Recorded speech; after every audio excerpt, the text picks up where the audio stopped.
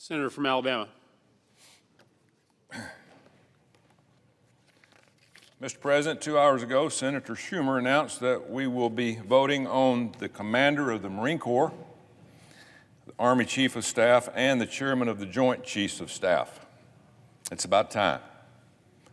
I've called for individual votes on these nominees for almost 6 months. Instead of voting, Democrats have spent months complaining about having to vote. They want us to use floor time for things like liberal judges, like the one we confirmed a couple hours ago. Senator Schumer could have confirmed these nominees a long, long time ago. We have had more than 80 days off this year in the Senate, not including weekends. Yet Senator Schumer is outraged that we are voting on these nominations. As I've noted before, the current Chairman of the Joint Chiefs of Staff was giving a floor vote in 2018. The current nominee for that position, General Brown, was given a floor vote for his current position not long ago. Despite what Senator Reid and others have said, there is nothing wrong with a floor vote on these nominations. I ran for Senate so I could vote on behalf of the people of the state of Alabama.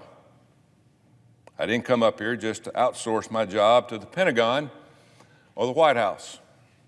Yet that's exactly what Democrats want to do. That is the current position of Senate Democrats. The Constitution says we make the laws here in Congress, not in the Pentagon and not in the White House. Now, this is not about me. It's about the Senate and the Constitution.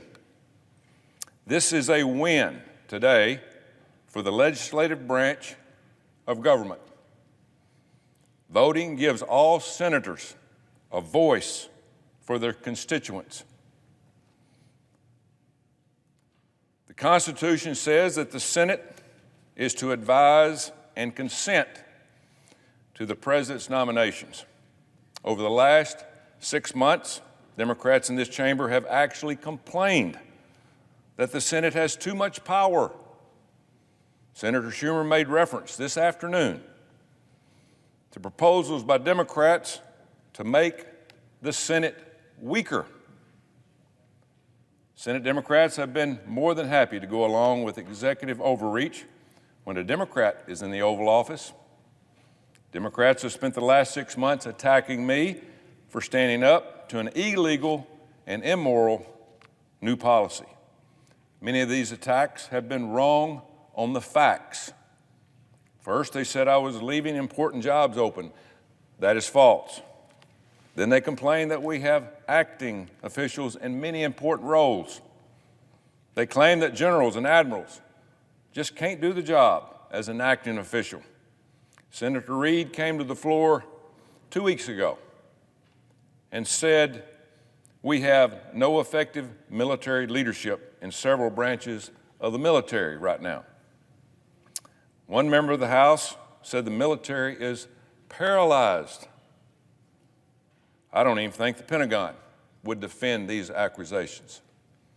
Democrats still have never shown me one fact to show that we were behind on readiness. It's just not true. Just last week, General Charles Flynn, and our top Navy general in the Pacific, said he hasn't noticed any challenges because of the hold. Not any. Over the weekend, the outgoing chairman of the Joint Chiefs of Staff, General Mark Milley, said our readiness is better than it has been in years. This hold is not affecting readiness. But if Democrats want to complain, then they should look in the mirror. I don't control the Senate floor. The Democrats do. In a typical week, we work 3 days. Those aren't the kind of hours people are working back in my home state of Alabama. This is one of the least productive Senates in our lifetime. Democrats can't have it both ways.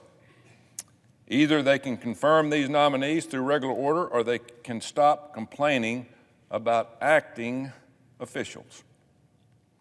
Democrats say this is a large backload of nominees. They say it would take a long time. Well, I agree. It's been a big backlog. But again, Chuck Schumer allowing the backlog to build up over 6 months is his fault. We could have been confirming 1 or 2 a week for the last 200 days. It would have taken us just 4 hours of voting each week. But we didn't do it. We took another angle of just sitting back and watching. Chuck Schumer refused again, again, and again. We don't have a lack of leadership in our military. We have a lack of leadership right here in the United States Senate.